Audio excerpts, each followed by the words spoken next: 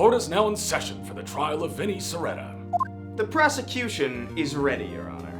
The, defense is ready, Your Honor. Mr. Gage, this is your first trial, is it not? Yes, Your Honor. It absolutely is. Not by my choice, that's for sure.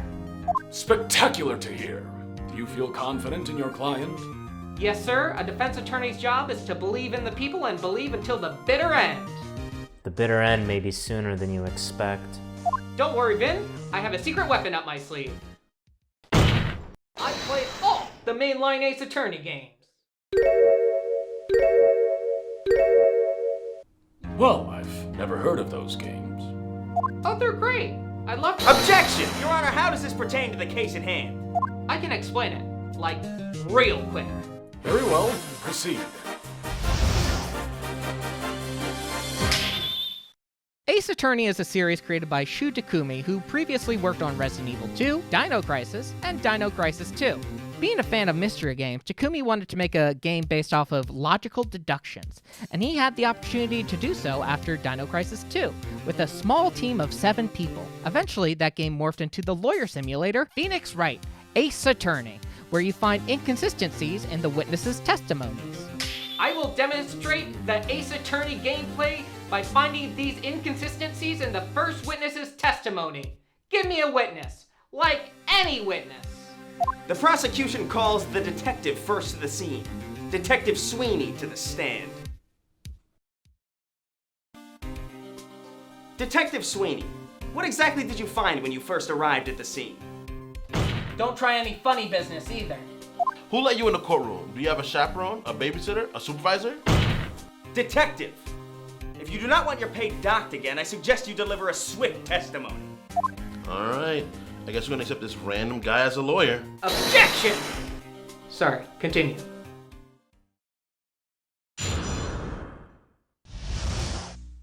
The murder took place at Vinny's house around 7:38 last Monday. The victim is the ex-girlfriend of the defendant, who came over to his old grandmother's house around 6 p.m. to collect her belongings after the breakup on Saturday.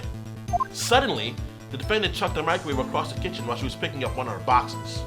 The neighbor heard the impact and immediately called the police.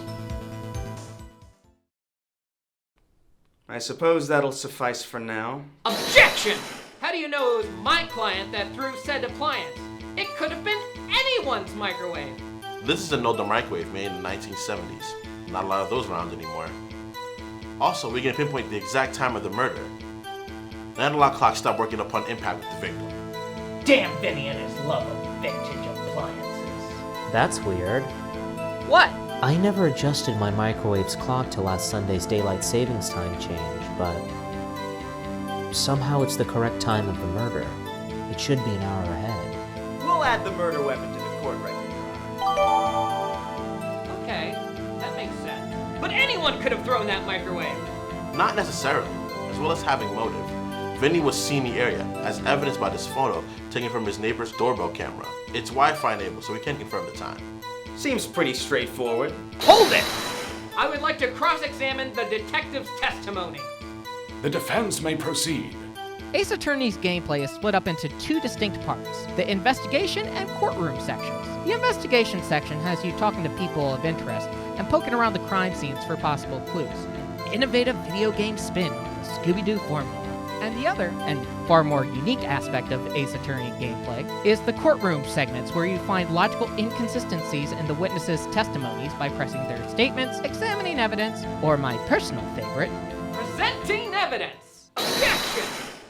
Detective, you said Vinny entered his house at 7:33, and the time of the murder was 7:38 according to the clock on the microwave, correct? Yes, sir. A pretty straightforward timeline. I beg to differ. Because this is an older microwave, you have to manually change the clock, unlike, say, a Wi-Fi doorbell camera. As we all know, we had to go back an hour to account for daylight savings time. However, my client claims to have not changed his microwave's clock to account for this, meaning it was a full 55 minutes before my client came home. What the? Objection! Why should we believe the defendant? He must have had plenty of time to change all the clocks in his house from Sunday to Monday evening. Objection! My client was working a 9-to-5 job as well as going through an emotional breakup. It's entirely possible he didn't have the time or energy to change every clock in the house. Objection! The clock could have been changed by the victim before the defendant came home. The clock didn't have to be changed by Vinny himself. Unlikely. Not only did the couple just break up, but this is a very old microwave that I assume only someone with a love of vintage appliances, such as my client, would be able to know the particulars of. I got a hint to you, buddy. You really turned this case around. Hold it!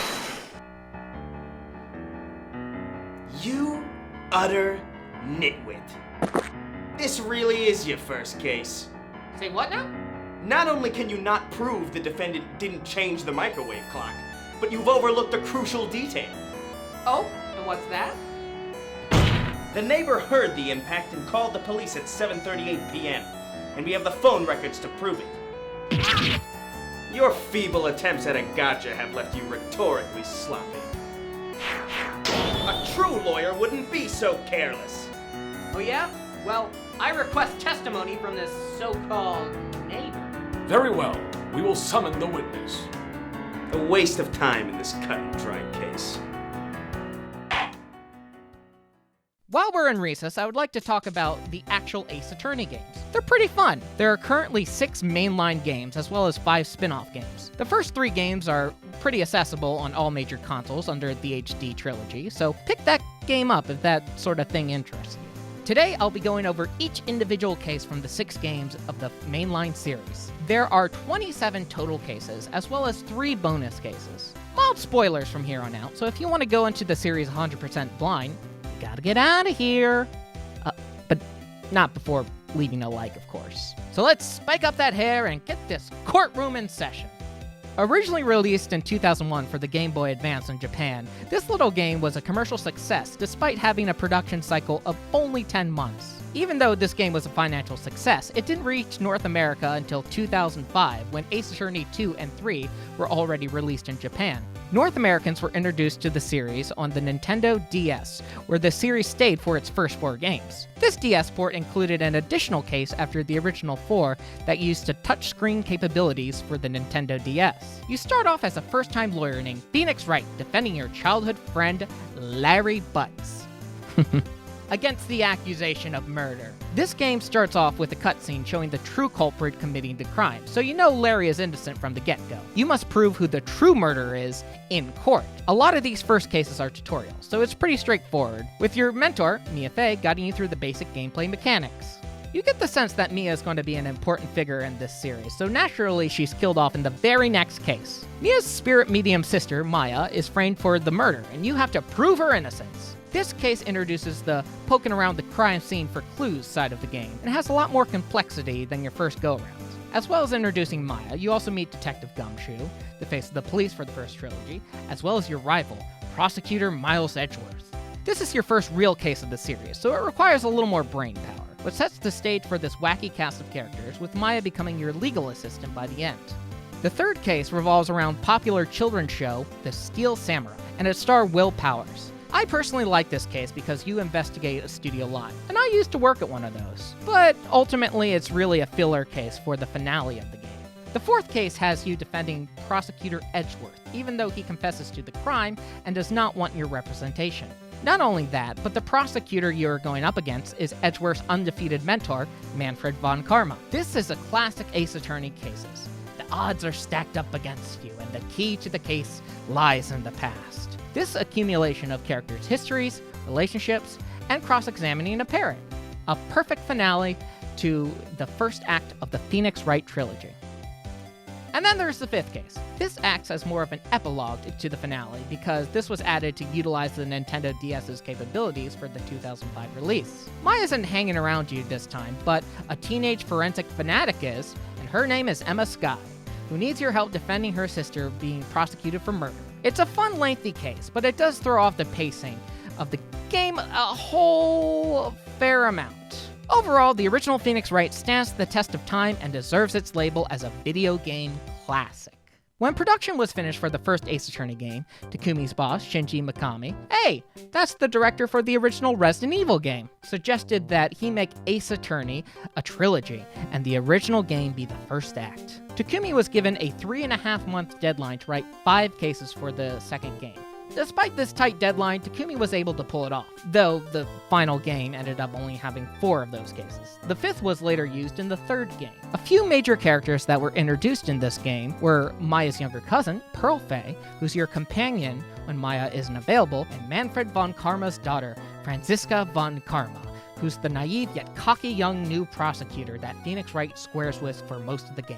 She's smart as a whip, but she also has a whip that she brings and uses inside the courtroom.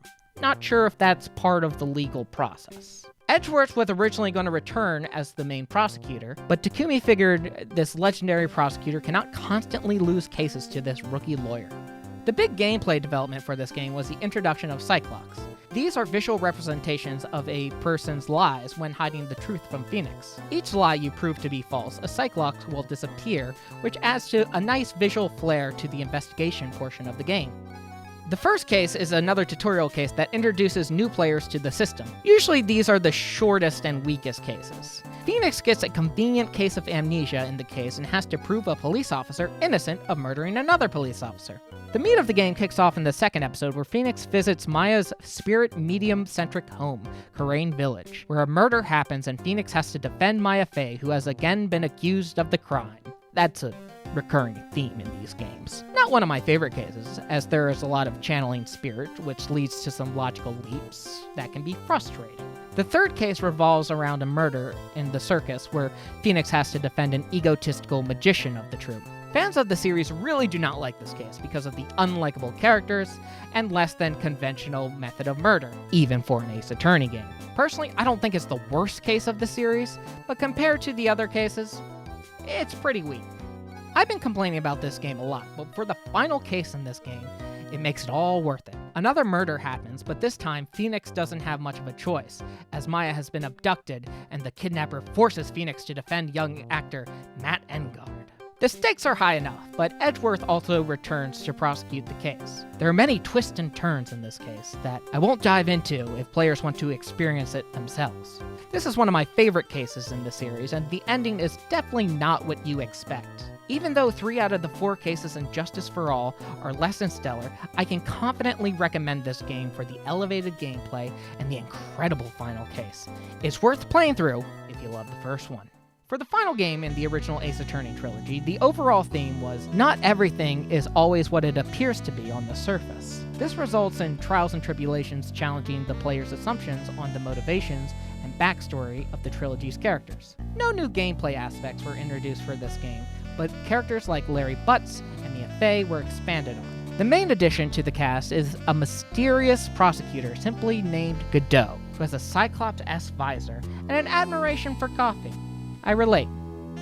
The tutorial case starts with Mia Fey as a rookie lawyer defending a young college student named Phoenix Wright, hey, we know that guy, who was framed for murder. Mia winning this case inspires Phoenix to become an attorney. This is one of my favorite introductory cases, as it puts the Mia and Phoenix relationship in a new perspective and sets the stage for a you can't run away from the past kind of story. The next case is surprisingly not a murder, as someone has stolen the FaZe clan's sacred urn and someone was murdered a day into the trial. You defend Rondi Light, who has the persona of Mass Star Demas, famous thief. Thankfully, you just have to prove his innocence this one time. It's a good follow-up to a strong tutorial case with a lot of eccentric characters, including the introduction of Prosecutor Godot, whose Japanese voice actor is Hideki Kamiya, creator of Beautiful Joe. Cool. The third case was originally going to be the 4th case in Justice for All, but was cut due to cartridge storage. Gumshoe storms into Wright's office and blasts him for his subpar defense work in a former police officer's case. Turns out that there's an impersonator on the loose, and he represented this officer-turned-waitress in this particular case. and Phoenix asks for a retrial to clear the waitress's name, as well as his own. Probably my least favorite case of the game because a lot of weird events happen, like a creepy old man lurks in the restaurant where the waitresses are dressed up as French maids, and having Maya dressed up as one of those waitresses gives me the ick, as the kids say. The fourth case is another flashback case, with Mia going up against a then-rookie prosecutor Miles Edgeworth. Mia is defending a death row convict who escaped police custody and is accused of murdering a police officer after an escape attempt. Though it's a short case, it's an important one for giving crucial context to the first case of the game, as well as the final case. Plus, it's fun to see young Edgeworth display more Manfred von Karma quirks than his usual Edgeworth tendencies. The grand finale of this case, as well as the original trilogy, kicks off with Phoenix seeing a photo of the magazine of his former girlfriend, who he saw declared guilty at the end of the first case. When Phoenix goes to investigate, he falls off a cliff into an icy river, though he miraculously survives. A murder does happen that night, and it's up to Prosecutor Edgeworth, equipped with Phoenix Defense Attorney's badge, to take the case.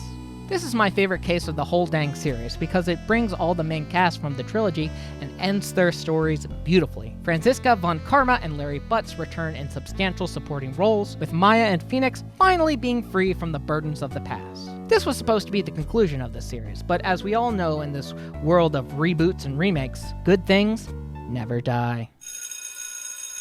Oops. Looks like recess is over.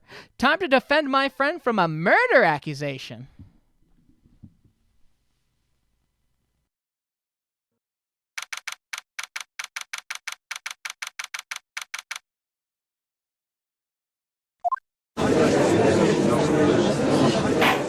We now resume the trial of Vinny Soretta. Hopefully the defense has had adequate time to reassess their position. I believed I used my time wisely. I swear, if you were talking about video games in there...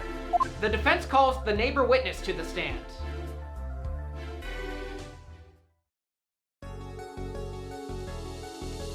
State your name and occupation to the court. I'm Lena Obsevier, stay-at-home salesperson. Miss Obsevier, where were you the night of the murder? I was at my computer finalizing a quarterly spreadsheet. And how exactly did you witness the crime? I didn't witness the crime per se, but a series of events led to an obvious conclusion. And what were those events? I saw Vinny's girlfriend enter his house at 6 p.m., and then at 7:33 p.m., Vinny returned home. I heard arguing and a loud thump. I immediately called the authorities, and then they arrested Vinny. A pretty conclusive case, if I do say so myself. Objection! How can the witness be so sure about the timeline? Were you not at the computer the whole time? Objection! Have you already forgotten? Not only does the witness possess a doorbell camera, but it's hooked up to the internet. Whenever there's movement in front of my house, my camera automatically records 15 seconds. As well as witnessing the video feed as it occurred, the camera's backlog recording confirms her testimony. Hold it! Couldn't a third party have entered Vinny's residence after 6 p.m.? The witness's residence is the second to last house on the block that stops at a dead end. No one could have entered Vinny's front door without being caught on camera. What about the houses across the street or even behind the two houses? Surely the front door camera couldn't have caught anyone in those two areas. Unlikely. The house parallel to the defendant's house was burned down, and the house next to it had to be evacuated due to the fumes from the burnt building, causing a safety hazard. Behind the two houses' backyards runs a highway separating the nearest residential block. If a car stopped in the middle of the highway, or someone was stupid enough to bolt across the street, CCTV would have caught them. Sounds like the prosecution has literally considered all angles. If the defense has no objections, I'm ready to pass my judgment. Well, looks like I'm going to prison. Hold it! There is one person that could have evaded the front door camera, Your Honor. Oh? And who might that be? Isn't it obvious? Miss Obsevier herself! What kind of accusation is that? Think about it. Who has access to both Vinny's and Miss Obsevier's backyard? There's no camera back there, and not only could Miss Obsevier hop the fence, but she's the only one that could have entered the house after 6 p.m. Why, you little... Oh yeah, that makes perfect sense. Objection! What a novel theory from a novice lawyer. Huh? I'll admit you've opened up the possibility of a third party. However, This does not indict the witness. What? That makes perfect sense! Not by a long shot. By your logic, any neighbor, even a dozen houses away, could have leapt through the backyards and entered Vinny's house. Miss Observer had no special motive to kill her neighbor's ex. Oh, right. Mr. Gage, you've made an incredibly serious accusation against the witness. I'll have your attorney's badge for this. Not that you earned it in the first place. Admit it, rookie. Your career is toast. I have to use the bathroom. So the first 3 games had a very definitive arc, and Takumi wanted the series to end after Trials and Tribulations. However, the higher-ups at Capcom ultimately decided to move forward with a 4th game. As a bit of a compromise, Takumi asked that this game have a new protagonist called Apollo Justice. Takumi didn't even want to include Phoenix Wright in the game, though he did end up there in an important supporting role. Along with Apollo Justice, most of this cast are new characters. Emma Skye returns from the first game as the new lead detective. Your assistant is Phoenix's magician daughter, Trucy Wright. Your mentor is Christoph Gavin, and his younger brother is Clavier Gavin, who's Apollo's rock and roll rival prosecutor. The new gameplay mechanic is the perceive system, where you try to find tells in the witness's testimony whenever they say a certain word or phrase that makes them react in a unique way. The tutorial case of Apollo Justice plays a much more significant role than previous introductory cases. This game takes place 7 years after Trials and Tribulations, and Apollo has to defend a now disbarred Phoenix Wright, who is an underground poker player now. Phoenix is accused of murdering his poker opponent, and Apollo's very first case is to prove the disgraced Phoenix Wright innocent. Phoenix is unrecognizable from the jovial yet driven lawyer from the original trilogy, with the reason for his disbarment being falsified evidence. Easily one of my favorite intro cases that sets the stage for this different, yet somewhat familiar, new chapter of Ace Attorney. The next case has you investigating a few seemingly unrelated incidents, including a stolen noodle stand, Trucy's missing show props, which are a magical pair of bloomers, and a car hitting Phoenix. As you may have inferred, all those events are connected, and in the center of it all is the murder of a crime family's doctor. You have to defend the crime boss's eccentric son and try to make sense of it all. This case is pretty all over the place, even by Ace Attorney standards. It does give Christoph's younger prosecutor brother, Clavier Gavin, a memorable and brash debut. The guy can hum chords of a guitar while mimicking those notes on an air guitar. Objection!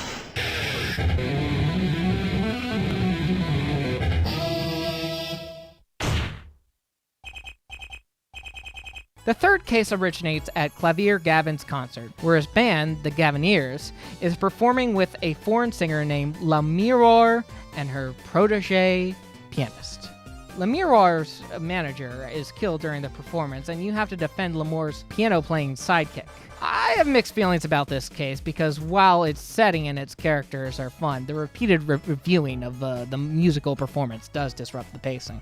The final case is a bit more unconventional than previous cases. This trial is set up to be the first case that uses the jurist system, in which a jury of 6 decide the case's verdict rather than just the judge. Though this case is never used again in the main series, Takumi fleshed out the system in the great Ace Attorney spin-off games. Apollo is defending a daughter of a famous forager who is accused of poisoning her father. Though this case seems pretty straightforward, it turns out this famous father forger was connected to the case that had Phoenix Wright disbarred. Midway through the trial, you switch over to a different kind of investigation using a computer interface known as the Mason system. This allows the players to jump from Phoenix's investigation 7 years ago and his present-day investigations on the same case to gain new information about Apollo's current trial. Overall, I like Apollo Justice. Not love, but like. It sets the foundation for a new era of Ace Attorney games, but the next 2 games never really expanded upon that in a meaningful way. Dual Destinies is the first mainline Ace Attorney game that Shu Takumi did not work on, and boy does it show. This is probably my least favorite of the mainline series, but I wouldn't go as far as to call it a bad game. You'd think Dual Destinies would refer to our 2 established protagonists, but you'd be wrong. The Dual Destinies are actually from the new lawyer at the Write Anything Agency, Athena Sykes, and the samurai convict prosecutor, Simon Blackwell. And with Phoenix back as a defense attorney, comes a new peppy goofball detective, Bobby Fulbright. The game's main new gameplay mechanic is the mood matrix. Athena uses her widget to find distortion in witnesses' testimonies. Near the end of the trial, there's also a revisualization mechanic, where there's a big zoom in on your lawyer's head, and you reestablish certain facts to reach a new conclusion.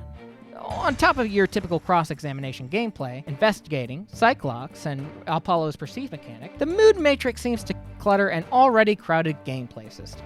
The revisualization mechanic is a little more welcome, with the segment lasting only a few minutes at most. I'm going to start off by talking about the DLC episode, since it's technically Phoenix's first case back as a defense attorney. The creators wanted this bonus case to feel lighthearted in contrast to the darker main story. So of course you have to defend an orca at an aquarium! I was thrown off by the ridiculous premise of the case, but it turned out to be one of the better cases of dual Destinies, with a lot of memorable character and plenty of twists to keep you guessing what really happened. Plus, the song they feature is incredibly catchy. Only we pirates, we love to sail the seven seas, just a bunch of scallywags who are as free can be. We swim through storms and waves, all because you see, grand treasure and adventures waiting just for me. Yeah! The tutorial case entails Phoenix investigating a bombing that happened in courtroom number 4 with his newest lawyer, Athena Sykes, assisting him. This isn't the worst introductory case, with an entertaining villain, and the plot plays into the overarching story. However, it still is a tutorial case that holds your hand through the process, and it doesn't set the stage as effectively as the previous game. The second case technically takes place before the other two cases, with Apollo Justice visiting the festival based off the legend of the two yokais that bear resemblance to a fox and humanoid crow. The village celebrates this myth by presenting these two yokais as professional wrestler-like figures, but someone at the festival gets murdered, and it's up to Apollo to find out who the killer is. Gotta be honest, this is probably one of my least favorite cases. The cutscene before the case reveals the true culprit, which works in a tutorial case, but with a proper full-length case, it retroactively dismisses a lot of red herrings that were thrown at the player. This case made me take a long break from the series because of how disinterested I was. This case does introduce Simon Blackwell to the base game, who's my favorite prosecutor in the second half of the series, so I'll give it props for that. The third case is my personal favorite of this installment because it takes place at an educational institution for upcoming lawyers, prosecutors, and judges. When a professor is murdered during a mock trial, Athena steps up to defend her childhood friend from the accusation of the killing. This case proved to me that Ace Attorney could have a life after Takumi, with this natural expansion of the universe and strong first case for Athena Sykes. Also, Clavier Gavin makes an appearance to irritate Apollo, but charm the rest of us. The fourth and fifth case kind of bleed into each other, but it starts off with Apollo defending famous astronaut Solomon Starbuck, who is accused of murdering his protege and Apollo's childhood friend Clay Terran. This case spirals out of control quickly. Even though Starbuck is proven to be innocent, the trial eventually leads into the reinvestigation of the murder of Athena's mother, which Prosecutor Blackwell was originally convicted for 7 years ago. Edgeworth also makes an unnecessary but welcome return to the series. This is probably the weakest finale case of the mainline series, with some wacky twists that do not match the dark tone of the case. Overall, I can confidently say this is the weakest game of the mainline Ace Attorney series. It has some fun new characters, but additional gameplay mechanics and the clumsy reintroduction of Defense Attorney Phoenix Wright made this game feel bloated. A weak second act to the Apollo Justice trilogy. Spirit of Justice is probably the most ambitious game of this series, with the most gameplay mechanics, the biggest scope of story, and the highest stakes. About half the game takes place in the fictional country of Corinne, where if you fail to successfully defend your client, you'll be put to death along with your client in coordinates of the Defense Culpability Act. This game reintroduces Maya Fey and Emma Skye, along with new characters such as the arrogant princess of the country, Rafa, and the monk-like prosecutor, Nayuta Sadamadi, who's nice enough to travel between countries to duke it out against all the lawyers of the Right Anything Agency. This gameplay gimmick this time involves divination seance, in which Rafa shows the final moments of the victim's life and delivers her interpretation based on the vision. As you find contradictions between insights and visions, the story adjusts till a proper interpretation is confirmed. Though this piles on to the plethora of mechanics already established, I do prefer it over the mood matrix. The tutorial case has Phoenix defending his Corinne tour guide from the theft of a national treasure called the Founder's Orb.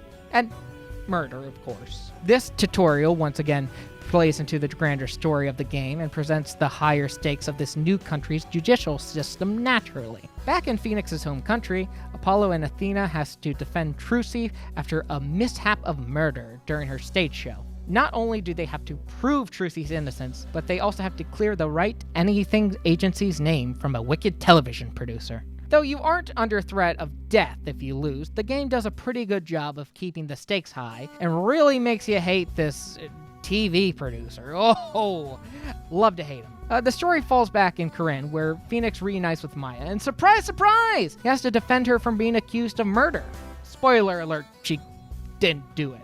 There's a lot of misdirection in this case, but nothing incredibly unique about it to dub it a standout case. The fourth case has Athena defending a sopa shop owner accused of killing a veteran Rakugo performer. Before this trial, this game had a very cohesive flow to the story, but this case seems very tacked on in order to give Athena her own case. It is nice to see Black Quill on your side of the courtroom, though. The final case has Apollo trying to hunt down the Founder's Orb with his foster father and revolutionary leader, Dirk Sadamati. He's also the biological father of your Prosecutor rival. This leads Apollo to the country of Corinne, where he is not only trying to figure out who killed the Justice Minister, but has to challenge and deconstruct the very rule of law in Corinne. This is easily my favorite case in the Apollo Justice trilogy. With its grand scale, it gives a very satisfying ending to a clunky trilogy. If you're lucky enough to download the DLC case, there is an epilogue case where Phoenix, Maya, and Edgeworth are all back in the States in order to solve the mystery of a time-traveling wedding. Larry Butts even shows up for the first time since Trials and Tribulations. I prefer the original Apollo Justice out of the three most recent games, but Spirit of Justice does a good job sticking the landing to the Apollo arc. Takumi probably had the right idea taking Phoenix's defense attorney badge away, but these games are still super entertaining, retaining its charm and wacky scenarios. Thus ends the story of the core Ace Attorney games, for now.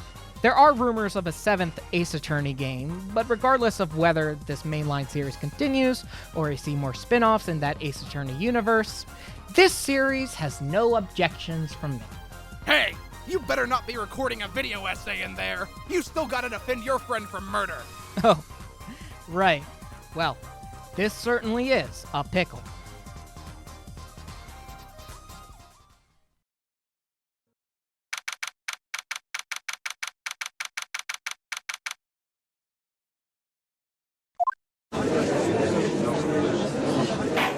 Mr. Gage, I hope you found your extended restroom visit sufficient. Yes, Your Honor. I developed a foolproof plan to prove my client's innocence. Really? You weren't in there talking about those lawyer games. I couldn't leave the series half recapped. Oh my god, I'm going to jail. And all because you couldn't stop making YouTube videos. Finn's right. My legal career is over. And I'm going to jail! Was there really any contention with these foolish buffoons? I wouldn't trust them to deliver a pizza. Well, if the defense can neither absolve Vinny of the crime nor produce another suspect, I've no choice but to pronounce the defendant.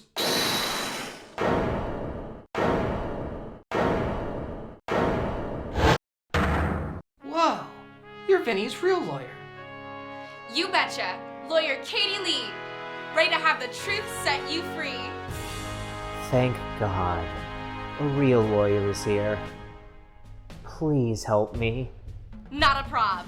Everything we need is right in front of us. Gage can finish this off. No! No! He is not a real lawyer! I hate to say it, but Vinny's right. I didn't even take the bar exam. I just have cool drip. A bar exam doesn't make a lawyer. A real lawyer just needs a smile on their face and faith in their clients. Oh my God, you are just as bad as him. I've been watching you from this gallery, Gage. You got this. You just need to turn your thinking around. Huh? You don't need to prove how Miss Obsevere did it, but why she did it. Do we really have a motive for Obsevere? You tell me. Miss Obsevere, do you have a history of violence? Objection! I expected more poise and grace from the defense. End this conjecture now. Sustained. Choose your next question carefully. No more shots in the dark. Do you have any animosity towards the defendant? Absolutely not. He's been nothing but a good neighbor. Till now. You're grasping at straws, defense. Lena Obsiever is a well-respected member of the Homeowners Association. Property values have only gone up since she moved into the neighborhood. Hold it! Thank you, Prosecutor. You've secured the motive.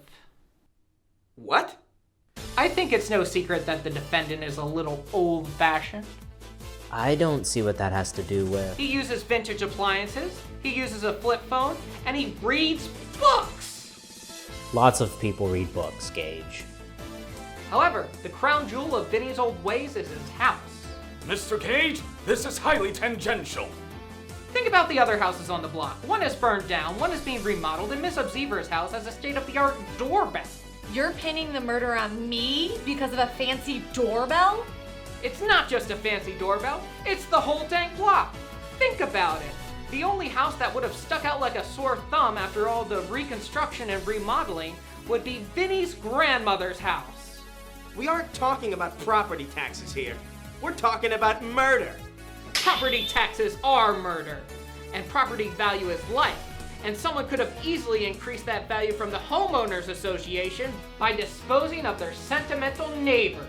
Preposterous. You're saying I kill my neighbor? You wouldn't have to. You would just have to send him away by framing him for murder. Well, if you are quite finished with your far-fetched theory, I do believe you have no evidence to I would have gotten away with it if only I had disposed of Vincent instead of his stupid ex-girlfriend. Curse you and your flawless logic. The Homeowners Association will remember this. Curse you, Gage! Has the witness been detained? Yes, Your Honor. After her outburst, she confessed to the murder as well as the murder of Vinny's grandmother. I'm still trying to wrap my head around the fact that my neighbor murdered both my ex-girlfriend and my grandmother for the property's retail value. All in a day's work, Vin. I suppose the only thing is to declare the defendant...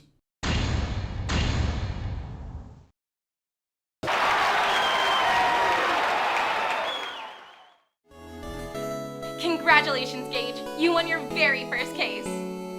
Yeah. Let's never put my life into your hands again.